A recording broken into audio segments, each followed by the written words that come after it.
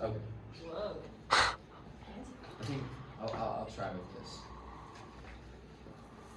So before I begin, I do want to let people understand that this is a topic that I'm not diving really deep into. I want to go over a broader spectrum of this so that it's not too deep, because there's so much that goes into this, and I want to open it up to a discussion at the end if you guys would like as well, because I'm sure you have more questions and I did want to make you aware. So last class period, or 2 class periods ago, I asked who was afraid of the police, and almost every single one of you raised your hands, and I completely understand that, 100%.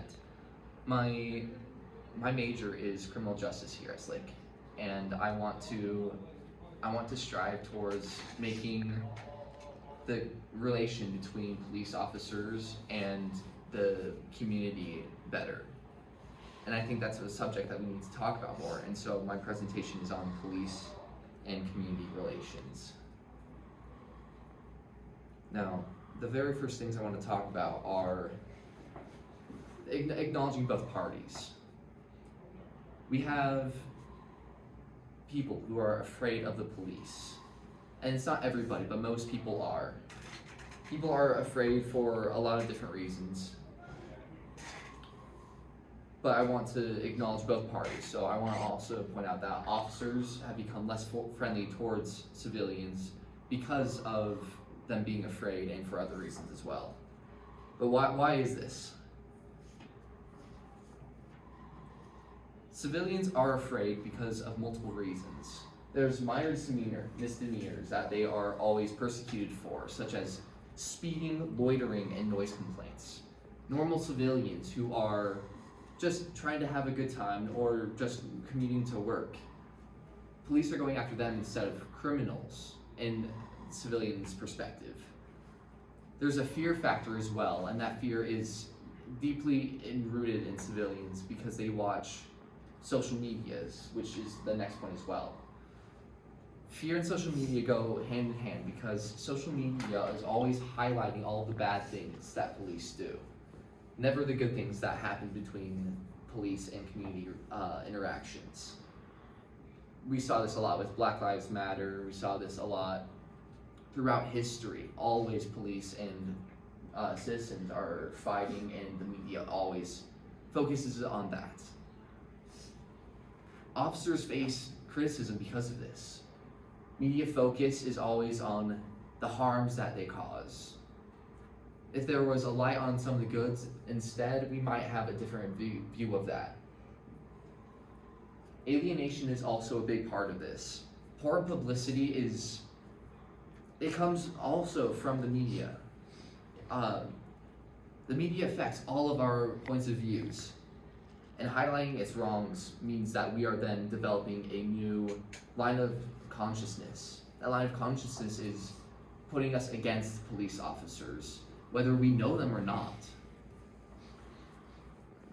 The other problem is social media is allowing people who don't have all the facts to then post their points of view and say, this is fact, now you believe me as well. They're trying to persuade you of something that may not even be real. Pressure from their commanding officers is the last part of officer criticism that I have, because just like us, officers can have retaliation from their bosses.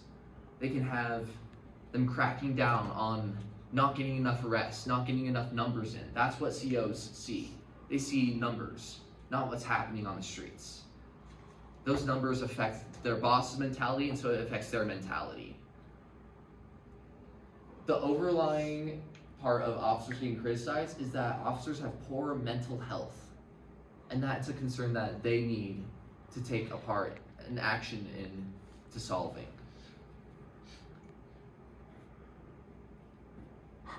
I want to explain a quick topic, which is crime control and due process models. These are policing models that affect how the police operate and how they do their jobs.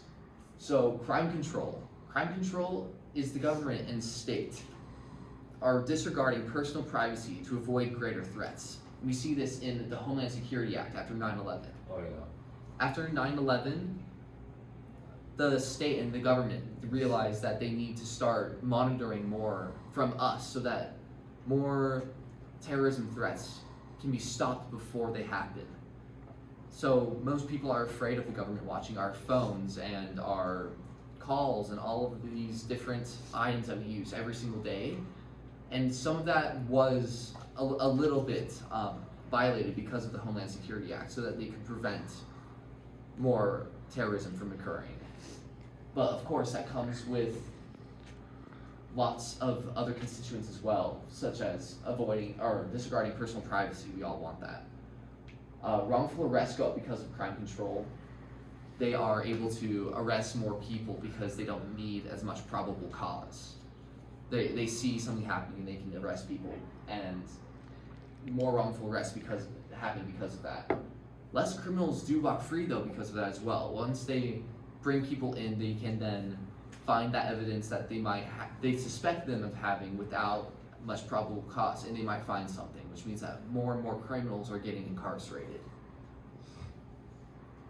Police can do their jobs efficiently because of this. That efficiency allows them to get in more numbers, which makes our commanding officers much happier. The problem with crime control is that it provides worse police-community relations. It deteriorates our view of them because they're violating our privacy.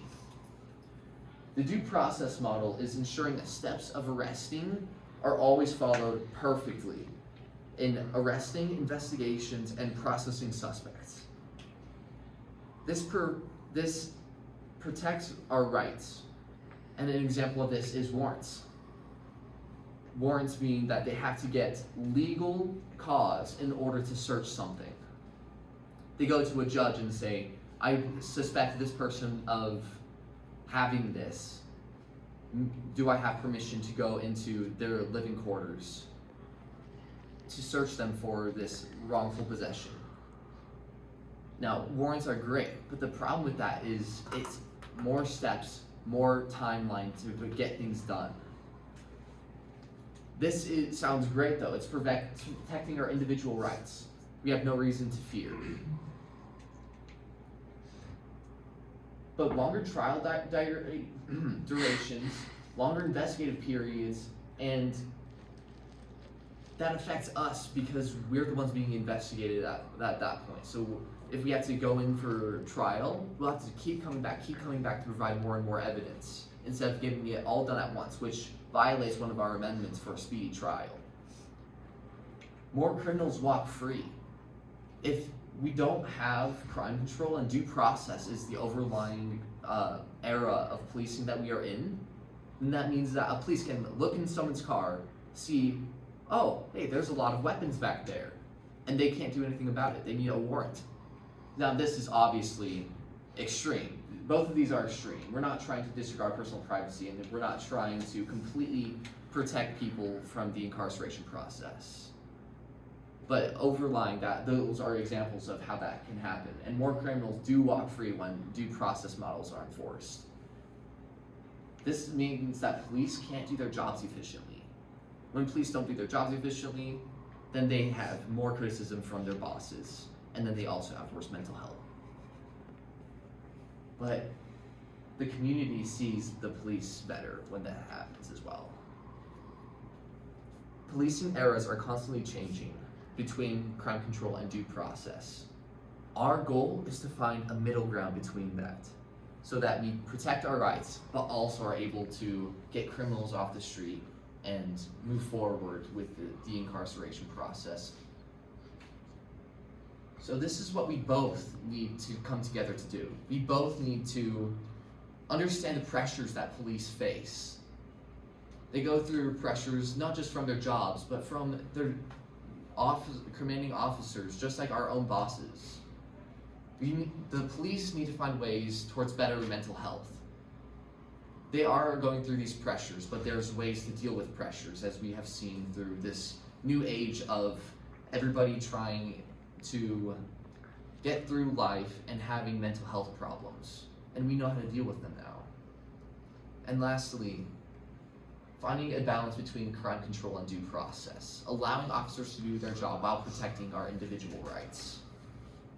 I implore you that as citizens of the community, we need to take a step forward towards increasing and bettering police-community relations, thinking better towards our officers who are constantly under pressure from their own bosses, just like we are.